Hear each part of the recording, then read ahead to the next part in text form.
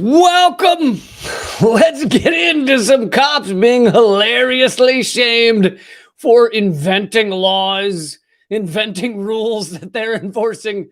We'll get to that in a second. I got a bunch of stuff, not just that, obviously, for you. Thanks for being here. Thanks for being a part of this. Please take a second to share it, hit the thumbs up. All that stuff helps the algorithm. I'm also going to show you a minute of my new video for my Most Censored News show, my brand new show. I'm going to show you that towards the end of today's episode. I also have a special guest joining us in a few minutes.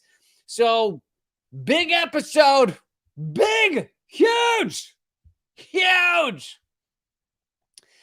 I was going to say Ron Jeremy huge, but fuck that guy. Jesus Christ. I mean, honestly, if there was one guy you thought were going to be, you were going to be like, oh, it turns out he's a rapist. Like, I feel like he would have been up there on your list of possibilities. No? Anyway, thank you guys for being here. Yeah, really appreciate it. And do all those things. Click subscribe, click thumbs up. So I'm getting this for the first story here. This has to do with people that are doing they're doing the Lord's work. I like that expression, even though I'm not a Lord guy. I don't, the Lord's got his team. He has plenty on his team. I'm not into his team or her team.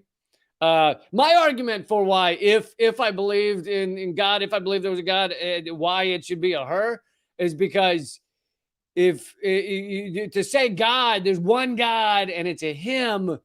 And then it's like, well, okay, so that guy's up there and he's got a penis. Who's he fucking? What's he doing with it?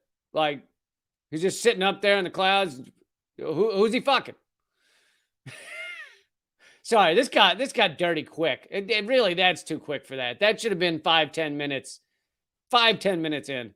But anyway, so I guess it should be a they, really. The imaginary dude in the sky, and I use dude for all genders. The imaginary dude in the sky should be a they. But anyway, that we got weird and dirty quick, man, quick today. But let's get into cops, and these people are doing the Lord's work, doing the wonderful thing of filming police, and they're not like, and the people who want to be bootlickers and want to defend the cops. They go, oh, they're getting in the way of police business. They go running up, and they don't like run up and like fucking jab them in the eye with the camera. It's not, they're like at a safe distance. They're 10 feet away, fucking filming the police so that there's a copy of, there's a visual that people can watch later and see how these motherfuckers do their job. And a lot of them, it's fucked up, because here's the thing you got to understand about police. The policing system in America, we have the largest prison state in the world, right? Both per capita and per number. Largest prison state in the world. In the land of the free, right? Largest prison state in the world. No one disagrees with that.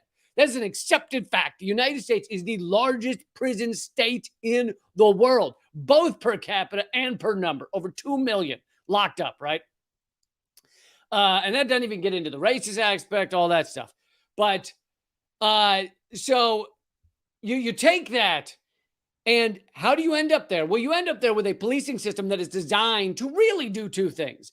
Perpetrate the completely illegal drug war, which I've talked about many times. The Nixon administration has actually admitted was created to tear apart communities of color and tear apart activist communities. That's why it's there. But now it continues just for the fuck of it. No, it continues for those same reasons. But so that's one of the biggest ones. And then the second one is mainly to protect the property of the rich. And those who are the bootlickers out there go, they stop the murderers. They stop the rapists. They stop the pedophiles. Well, I don't know if they actually stop those people, but they do arrest many of those people. But that's like a tiny percentage.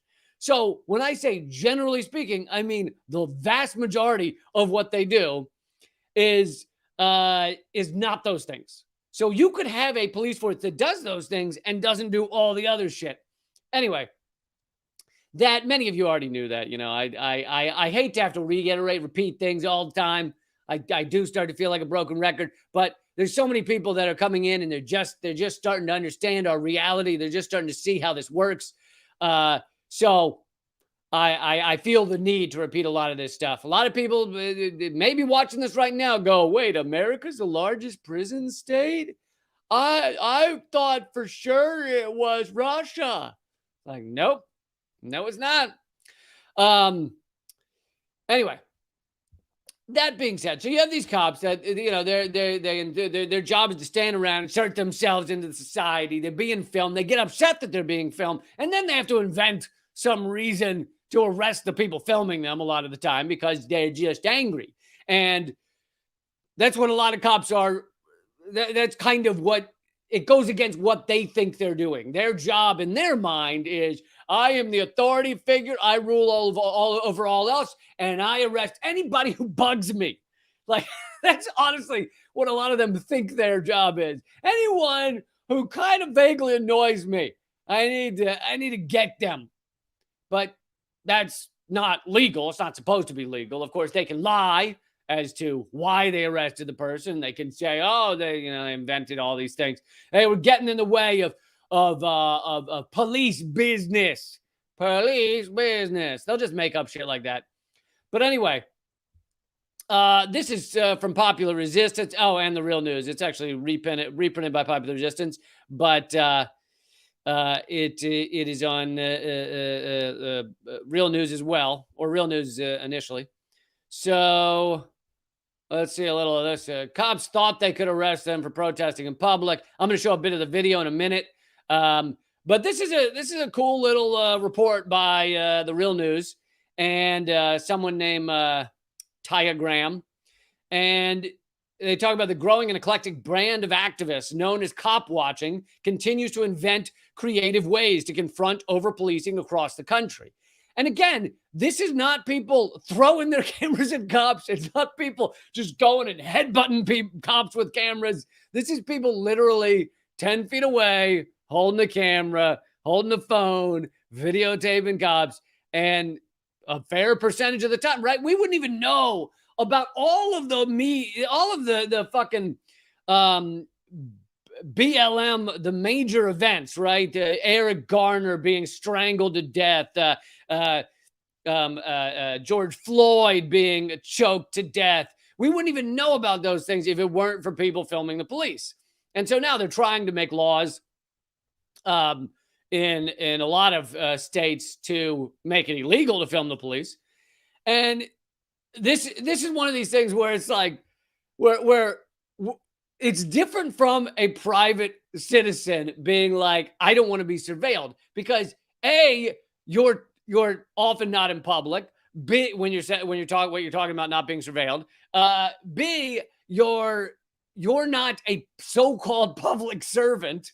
By the way, how hilarious is that propaganda? These are public servants.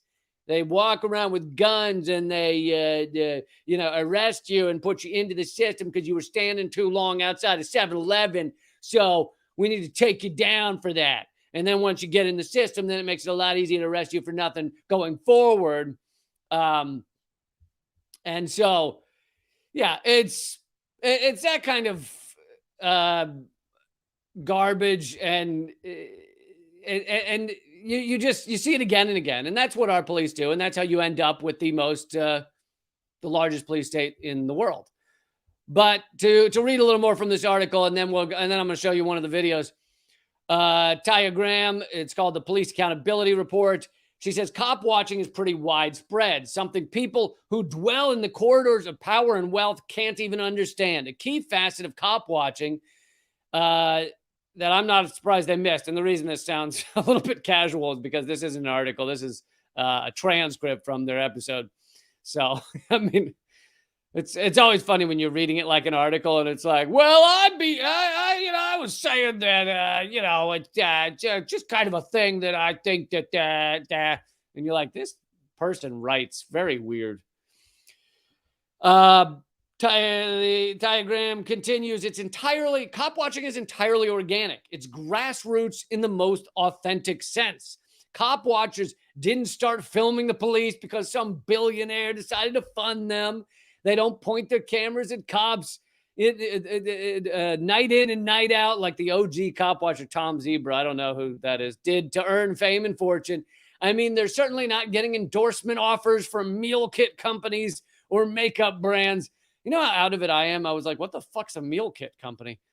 But I guess I know. It's one of these that sell you, we'll send you a pasta dish for fucking $500 a month. It's organic pasta. Shows up at your door. And she continues, and I guarantee that First Amendment auditors, is that what they call themselves, aren't receiving lucrative offers from marketing firms to be influencers on Instagram. Yeah, that's another point that needs to be made here, is they are not only do they not get all of those benefits, but this stuff has gone viral. You know, videotape should be completely legally videotaping your police going about their behavior is continuing to go viral, despite the fact that it's been stopped by a lot of social media outlets and a lot of mainstream media. Obviously, mainstream media is not going to cover it, but unless it goes viral, unless it becomes this massive thing like Eric Garner or George Floyd, then you'll hear the mainstream media coverage. But in general, they don't cover police abuse across the country unless someone gets murdered. Like, they don't cover the lower level police abuse that's going on. Anyway, I want to show you, it's about a minute of one of the videos. This is put together by The Real News, but filmed by someone named David Boren. And you'll see a little bit of these cops basically just furious that someone's filming them. Let's see here.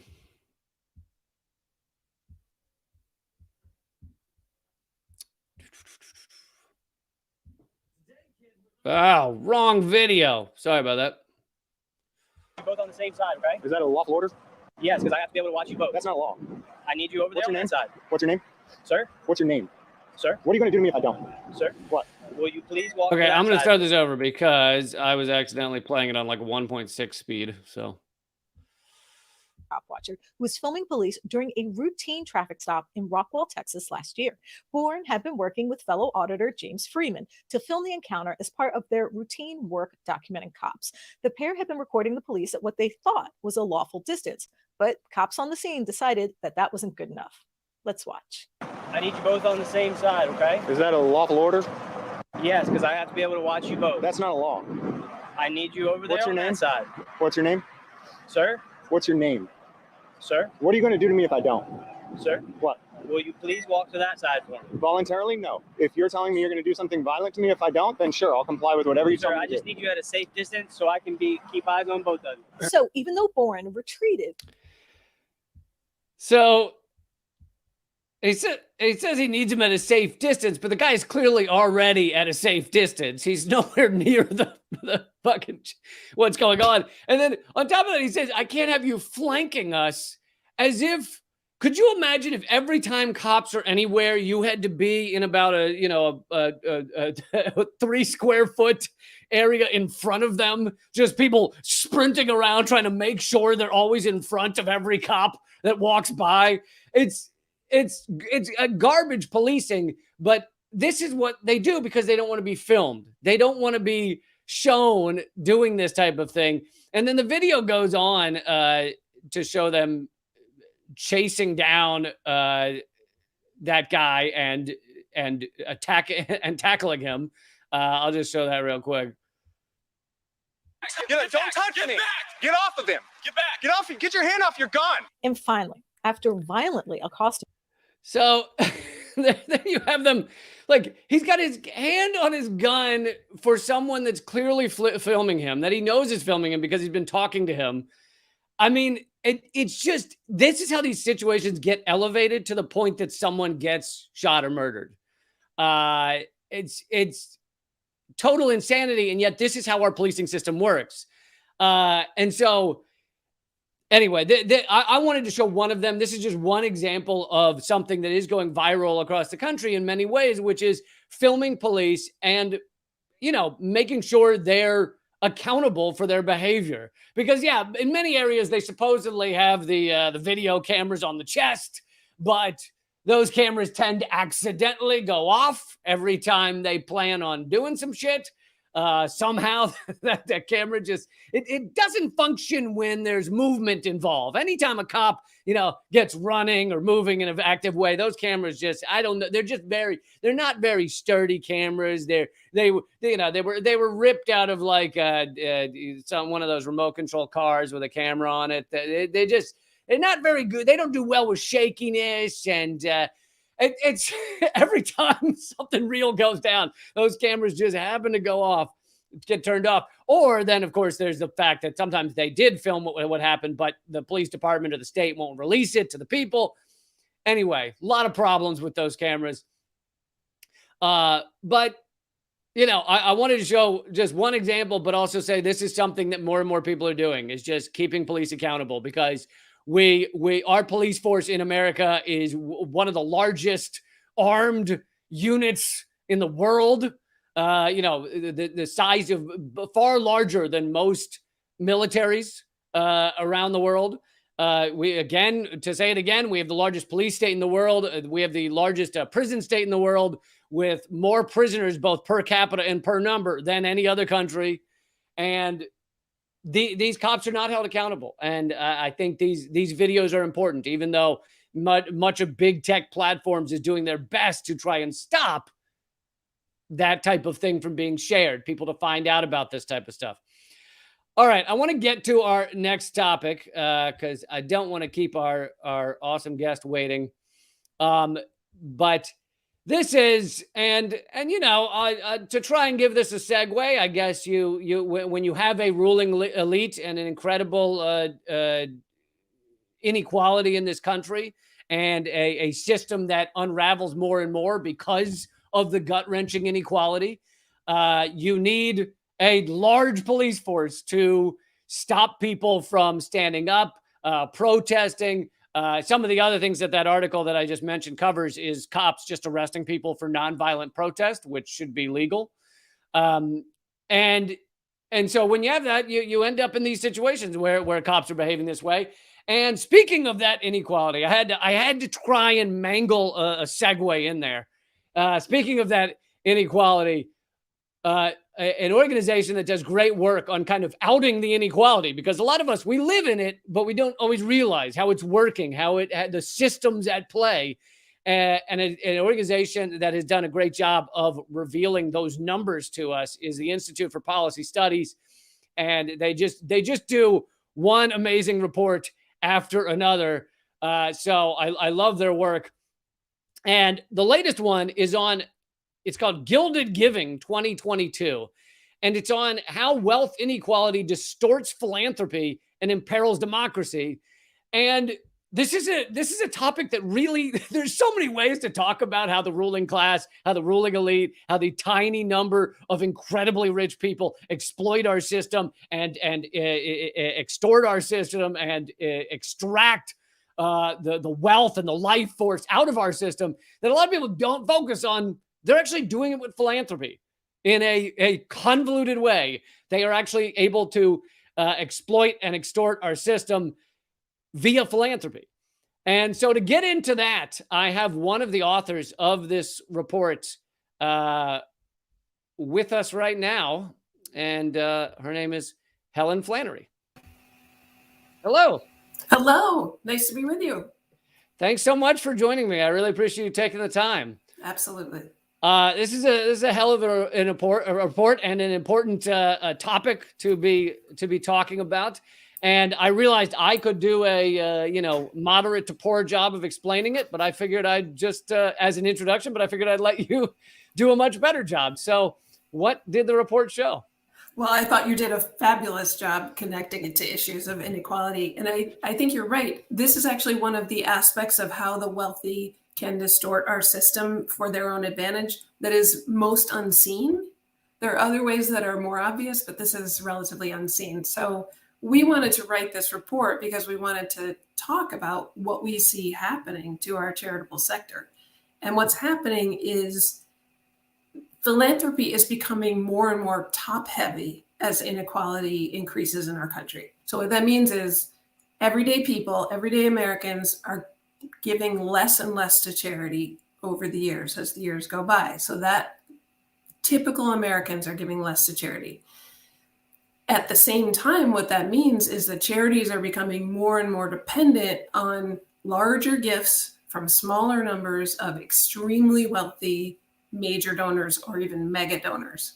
And that means that charity is becoming more undemocratic, it's more unrepresentative, and it means charity is being used as a tool by the wealthy to wield power, to avoid taxes, to push their own self-serving agendas, and to pretty much do it at our expense. So that carries big risks for our society and for charities themselves. And we wanted to write about it and then talk about potential solutions for what could be done.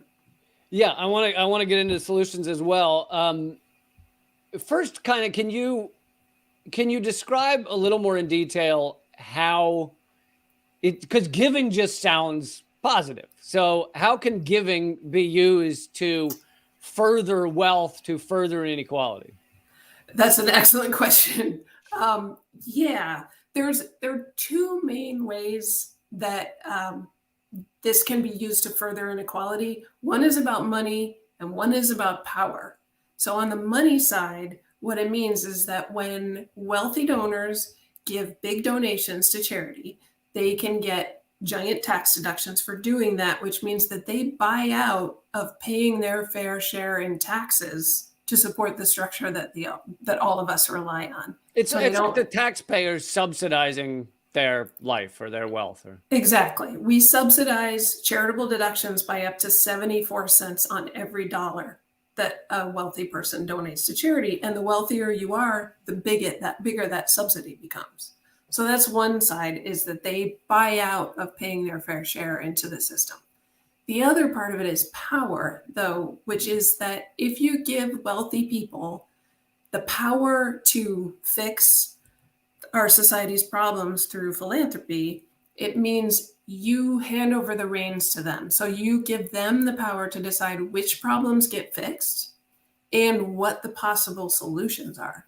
So they get to define that. It doesn't get to be decided by the American public. It doesn't get to be decided by the charities themselves. And yeah, so not only are they getting huge tax breaks for this, but in many cases, like you're saying, they get to decide where this money that they're donating goes. And in many circumstances, they're giving to either their own organizations, their own charitable funds, or a charitable fund that they're on the board of. What does that mean? What do those charitable funds usually do with the money that they're giving kind of to themselves? Exactly. That is one of the biggest stories of this report, is that when the wealthy give, they give differently from the rest of us. They tend not to give to active charities. They don't give to the food banks and the homeless shelters and relief organizations. They give to charitable intermediaries, like you said, like private foundations and donor advised funds, more and more, which most people don't really know what those are. I can explain if you'd like. But the basic idea is that these are warehousing vehicles where the charitable donations go in, and the donor exercises a tremendous amount of power over what happens to that money, but the money doesn't have to come out of them at all in the case of donor advised funds, or only at a very small trickle in the face of private foundations. So it means a tremendous amount of charitable money that has been granted tax deductions, which again, we the taxpayers subsidize, and it's just sitting there earning interest, earning income, not necessarily coming out to working charities on the ground. And I remember, and you're talking specifically about them doing it, quote unquote, legally. Yeah. Whereas, another example of this was, I remember Trump was, when they started looking into that, he would give to his own, organization or something like that, or give to an organization and then not actually give the money, because 6 months or a year later, trying to get the money out of him was trying to remove a tick, and And so he'd get both ends of the stick. He'd get a tax deduction, then not give the money. So, and that's not even what your report's focusing on, I guess. But. Well, exactly. That is the illegal abuse of philanthropy. And what we're talking about is the legal abuse of philanthropy. But there's a whole range of abuses from legal to illegal with gray areas in between. So, yeah, philanthropy can be abused in many different ways. One of the biggest, of course, is you can give to basically these warehousing vehicles you control and get giant tax deductions for it without actually having to provide a social benefit. That's one way, totally legal. Another legal way is that you can use it completely legally to push your own agenda. So you can push, there are billionaires, for example, who fund organizations that push disinformation about climate change or anti-tax policies to lower taxes on them. And things like that. You can push your own self-serving agendas. Kind of like Bezos owning the Washington Post. Exactly. Perfect example. Yes, exactly. Or the Koch brothers, for example, funneling tons of money through donor advised funds to organizations that spread disinformation about climate change, which would hurt their oil business. But there is also a legal way that they can pay themselves, which is you could set yourself up as the trustee of your own foundation. You could pay yourself a salary from that foundation totally legally. And the best part about it for you is that you can count that salary towards the amount you have to pay out in grants.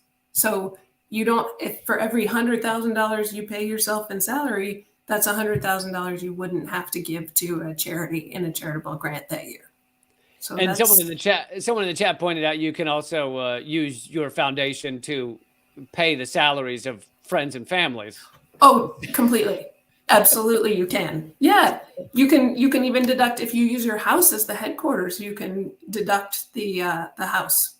So it's a wonderful setup. Oh, the more I learn about it, the more I realize that, like, oh, it's not that we actually successfully outlawed and stopped the mafia. The biggest mafia won the government. It sounds like mafia stuff. Putting the family on the payroll. Exactly. I know you. I'm guessing your report doesn't exactly get into this, but do you have thoughts on why it is that your report mentions that fewer and fewer donations, the percentage-wise, are coming from average people, from those who do not make millions of dollars? Do you have thoughts on why that is? Does it have to do with a mentality in our society that donating is not important, or it isn't helping anything, or?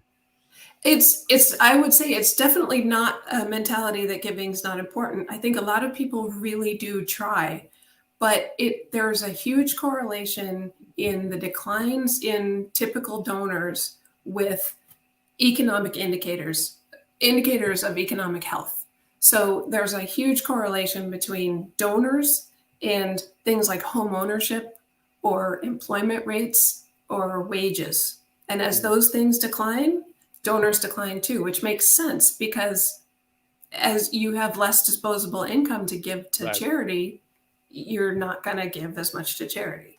So you're saying if you completely destroy the middle class, fewer people give to good organizations?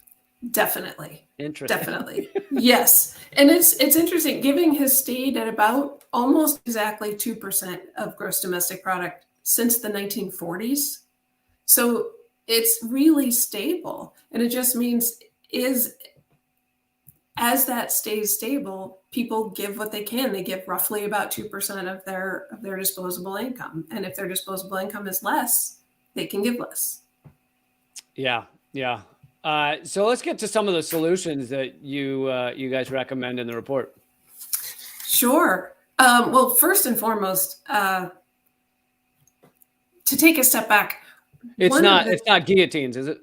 It's not yet. The important thing to remember is that charity, as you said, charity is taxpayer subsidized. So we give donors a big tax deduction, and in return, we need that money to be going to causes that benefit the public. So most of our solutions that we propose are designed towards increasing that flow of money actually going out to working charities on the ground and to stop the warehousing of wealth in things like private foundations and donor advised funds. So one of the primary things we would do is we would establish some sort of payout requirement for donor advised funds. They have none at all. So right now, money can go into a donor advised fund. There's no legal requirement that it has to come out. We would say, make it so that you put money into a donor advised fund within 3 or 4 or 5 years, that all that money has to come out and go to charity, including the interest that was earned on it. So that's one thing. Another thing on this foundation side, we would increase foundation payout from right now it's 5% is required. 5% of your asset base you have to give out every year in grants. We would increase that to 10 at least. 10% would drastically increase the flow of money from private foundations to charities. And then there's a whole host of other ways we could close loopholes that people can take advantage of. Like right now, foundations can give money to donors as donor advised funds and count that as a grant. And we would say, no, if you're doing this cycle between charity warehouses, you can't count that as granting. And we would also stop your ability to use your salaries, use the trustee salaries as grants. So we would want to close that loophole too. Yeah, I imagine there's a whole slew of loopholes that need to be closed. I'd recommend if your kid works there, you can't donate. Exactly. We do. We have a proposal. Closely held family members shouldn't be able to earn salaries from the foundation. Would be a great idea. And then I think religious institutions should be taxed. I don't know if that's in there, but yeah.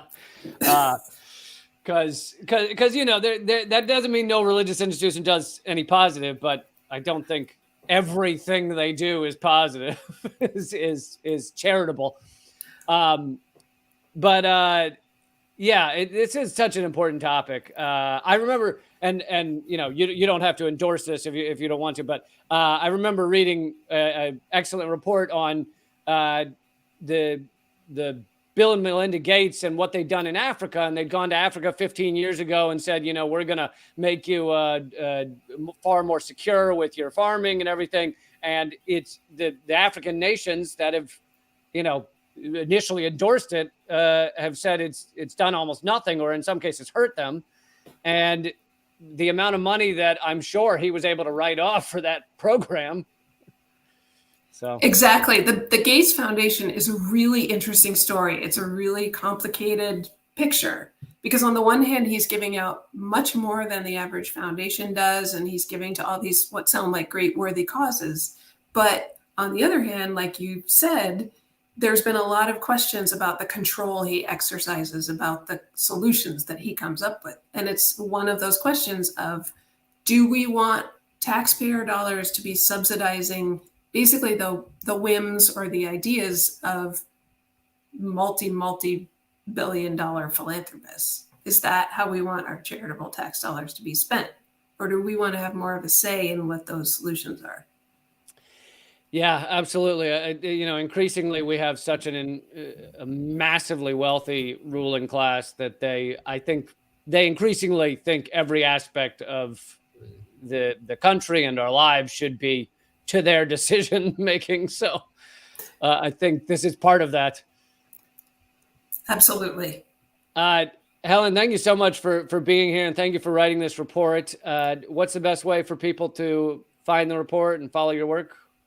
The best way is to go to our website, inequality.org. They can download the report from there. That's easy to remember, inequality.org. And I also will put the link to the article in the chat. Didn't exactly show up correctly. I guess everybody just go to inequality.org. It's easier that way. That's great. Yes. Thank you so much, Helen. I really appreciate it. Thank you for having me. No problem.